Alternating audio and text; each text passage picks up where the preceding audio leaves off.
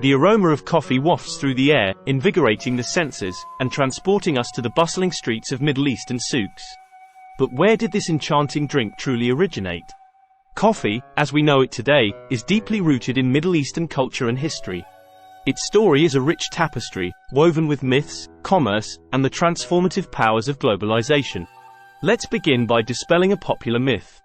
Legend has it that an Ethiopian goat herd named Kaldi discovered coffee when he observed his goats dancing energetically after consuming red cherries from a certain plant. While this is a delightful tale, it is essential to differentiate between the discovery of the coffee plant and the brewing of the drink. While Ethiopia may have been home to the coffee plant, it was in the Middle East that coffee, as a beverage, came to prominence. By the 15th century, the Yemeni district of Arabia had become a significant center for coffee cultivation and trade. Yemen's port city, Mocha, played a pivotal role in the spread of coffee, a fact that is evident even today when we refer to certain coffee types as mocha. Sufi monks in Yemen were among the first to embrace coffee. They used the brew to stay awake during the nighttime devotions. This practice spread across the Arabian Peninsula, solidifying coffee's place in religious and social ceremonies. The city of Mecca soon got a taste of this novel beverage. It resonated with the Muslim populace, primarily because it acted as an alternative to alcohol, which was prohibited. However, not everyone approved. Coffee faced bans in Mecca, with skeptics linking it to un-Islamic activities and gatherings. Despite this, its popularity surged, and by the late 16th century, coffee had made its way to the Ottoman Empire, Persia, and North Africa. As coffee houses, or kafé khana, began popping up in cities like Constantinople, modern-day Istanbul, the drink became an integral part of social life. These establishments weren't just places to enjoy coffee. They were hubs for intellectual discussions, music, and even chess. The 17th century saw coffee's introduction to Europe through trade routes. Venice was one of the first European cities to open a coffee house, but it was in England, France, and the Netherlands where coffee houses truly flourished. It's crucial to note that while the Middle East popularized and spread coffee, they did not invent it. Coffee's exact origins are shrouded in mystery, but its journey from a wild plant in Ethiopia to a beloved beverage in Yemen is a testament to cross-cultural exchange. The process of brewing coffee also underwent significant changes as it traveled. The Middle East pioneered various methods, from boiling ground coffee beans to the more refined techniques that separated the grounds from the liquid, resulting in a clearer brew. An essential factor in the spread of coffee was the pilgrimage to Mecca. Pilgrims who came from different parts of the world got introduced to coffee and took the knowledge back to their homelands. Despite its widespread acceptance, coffee continually faced scrutiny and bans.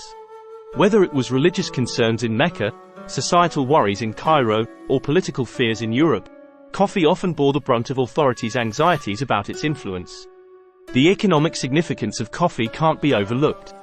As the demand grew, so did its cultivation. Yemen initially held a monopoly, but as the beans reached other lands, regions like Java in Indonesia began cultivating coffee, challenging Yemen's dominance. Coffee's cultural implications in the Middle East were profound. The act of sharing a cup transcended mere consumption. It was a ritual, a conversation starter, a symbol of hospitality, and even a matrimonial custom where prospective brides were judged by their coffee-making skills. But let's circle back to our initial question. Who really invented Middle East coffee? The truth is, no single entity did. It was a collective effort, a series of events and exchanges that spanned continents. The Arab world's role in refining, brewing, and popularizing coffee is undeniable. They were the gatekeepers who transformed a humble bean into a global phenomenon. This story also underscores the interconnectedness of the ancient world. Trade, conquests, and migrations facilitated the exchange of goods, ideas, and innovations. Today, as we sip our lattes, espressos, and cappuccinos, the flavors are not merely of the beans but of histories, of ancient routes traveled, and of the many hands that have contributed to the coffee culture. Each region has added its flavor, literally and figuratively, to coffee. From the cardamom-infused Arabic coffee to the sweetened Turkish variant, to the Italian espresso, the journey of coffee is a journey of the world. Yet, as we trace coffee's origins, it's essential to acknowledge the often overlooked dark chapters of its history.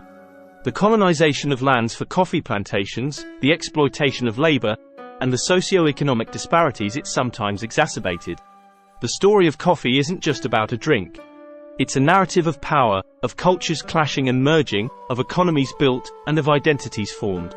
In conclusion, while we may never definitively pinpoint one inventor of Middle East coffee, we can appreciate the rich tapestry of its evolution, and the many civilizations that have played a part in its enduring legacy. So the next time you cradle that warm cup of coffee, take a moment to reflect on its storied past, and the ancient lands from which it hails. Because every sip is a taste of history, every aroma a whiff of bygone eras, and every cup a testament to humanity's interconnectedness. Thanks for watching Middle East Info.